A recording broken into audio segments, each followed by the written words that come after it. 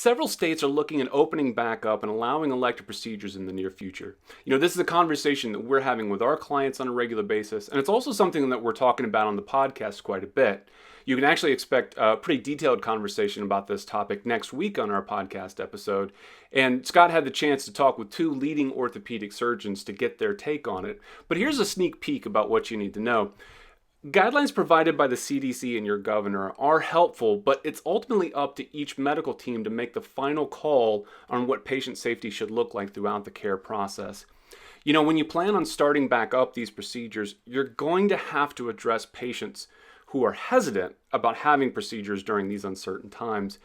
Provide patients with detailed information on what you're doing to keep them safe. If you can show patients that you have a clear plan in place, it's going to help them feel much more confident about the process and hopefully, kind of quiet some of those fears that they may have.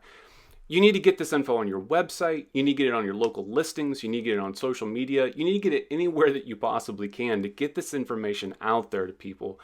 Look, it's important to hit the ground running when these elective procedures become available again. We're all hoping for the best in this rollout, but it is possible that a second quarantine may have to happen. So you don't want to be caught behind when it comes time for that. So get in as many procedures as you can. A big part of that is helping patients feel more comfortable. Don't sit back and hope for the best. Be proactive in this process.